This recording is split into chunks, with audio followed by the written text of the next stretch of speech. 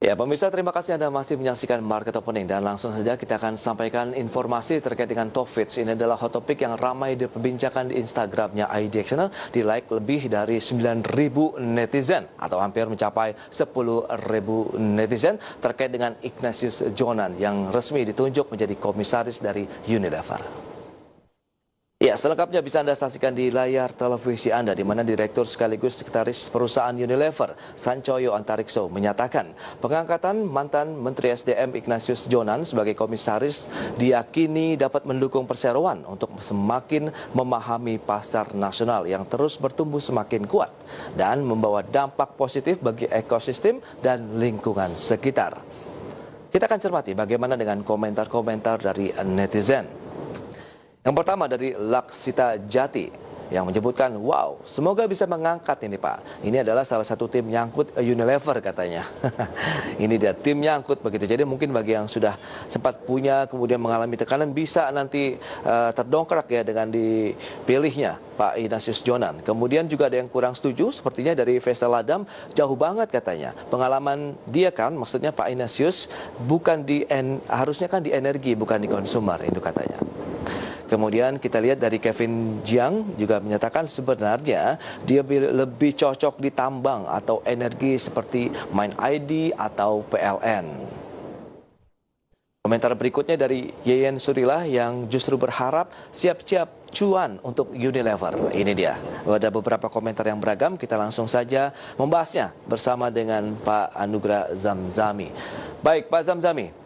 Ya, baik. Ini dia, Unilever nih, seberapa cuan sih yang nanti akan memberikan keuntungan tentunya bagi masyarakat investor dengan dipilihnya Pak Ignatius Jonan untuk menduduki posisi komisaris? Ya, Pak Jonan juga kan memang dari segi background, kalau kita tidak lupa sebelum jadi menteri dan di PT KAI juga memang bekerja atau ya berkarir di bidang keuangan gitu ya. Oke. Dan juga pengalamannya yang sangat besar gitu ya.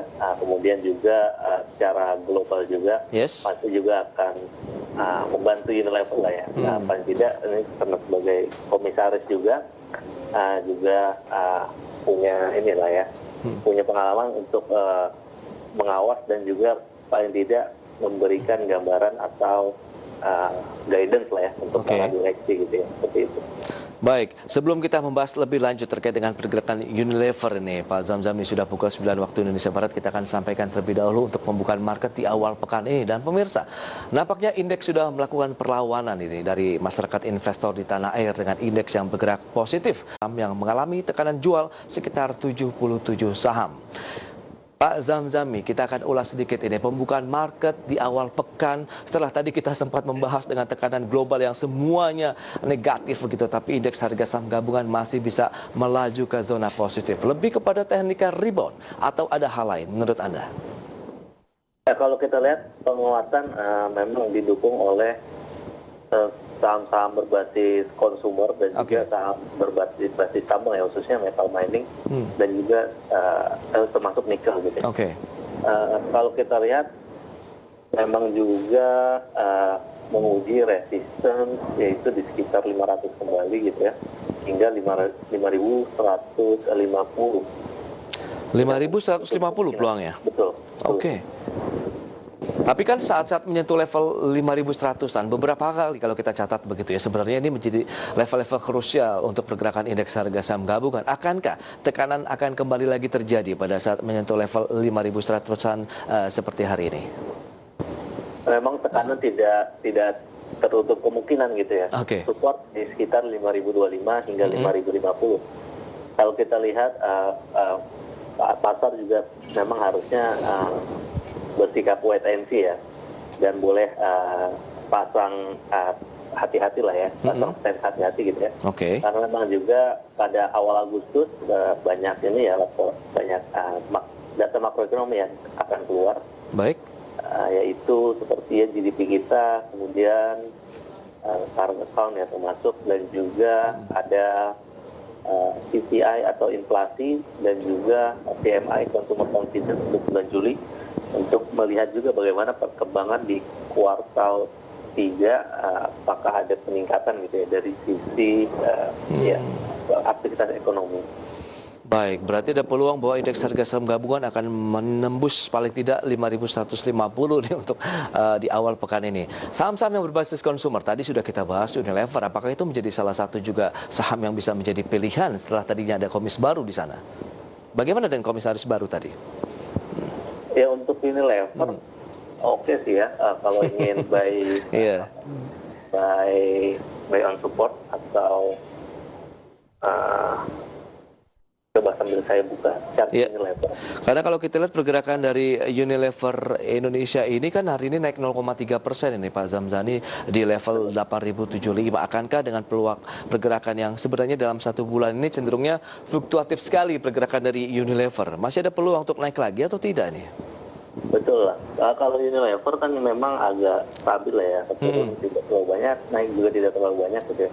Betul, dan kalau kita lihat juga sektor konsumer leading lah ya di IHSG. Yes. Return year to date mungkin yang paling rendah ya penurunannya di antara sektor lain. Dan Unilever cukup berkontribusi banyak gitu ya.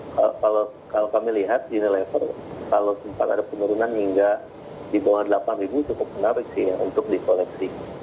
Oh baik, Unilever bisa menjadi pilihan investasi di awal pekan ini menurut Anda? Karena dengan pergerakan yang fluktuatif tentu apakah kita harus menerapkan trading yang mungkin singkat saja begitu hit and run atau bisa untuk lebih jangka panjang? Sebaiknya untuk jangka panjang sih kalau Unilever yang model. Oke. Entry level current price boleh di 8.075 atau ada sedikit turunan dulu baru kita masuk? Buy on weakness saja di bawah 8.000. Di bawah 8.000 ya untuk masuk di Unilever dengan peluang seberapa jauh penguatan yang Anda katakan lebih kepada medium to long term? Medium to long harusnya 8.500 hingga 8.800 kembali bisa diuji ya. Oke. Baik, itu dia untuk pergerakan Unilever. Tadi didukung juga adanya komisaris baru Pak Ignatius Jonan yang diharapkan bisa meningkatkan kinerja. Meskipun tadi ada beberapa netizen yang juga mungkin karena berbasisnya energi, apakah ini sudah tepat atau tidak, kita tinggal tunggu saja bagaimana kinerjanya ke depan untuk mengangkat kinerja dari Unilever ini. Selain dari saham-saham konsumer, saham-saham pilihan yang bisa Anda rekomendasikan di awal pekan ini, baru-baru ini saja yang mungkin bisa menjadi pilihan bagi para investor maupun traders pasar modal, apa saja ini Pak Zamzami dari Philips Sekuritas? Ya, selain tadi saham-saham di sektor tambang emas gitu ya, saham nikel juga boleh diperhatikan. Nikel? Ya, berbasis nikel yaitu Inco. Inco boleh pakai, boleh masuk maksudnya, dan target price sekitar 3.400 hingga 3.500. Kemudian juga saham-saham berbasis CPO ya, karena CPO juga komunitasnya masih terus meningkat ya harganya. Sehingga kami punya target price selama seminggu ini kurang lebih hingga 9.500 dan AALI atau LSIP? Untuk AALI ya betul. Dan LSIP-nya juga 1.020 hingga 1.050. Kita akan bahas lebih jauh lagi nanti di segmen berikutnya dari saham-saham pilihan yang sudah Anda rekomendasikan, karena kita harus jeda dulu sebentar Pak Zamzam.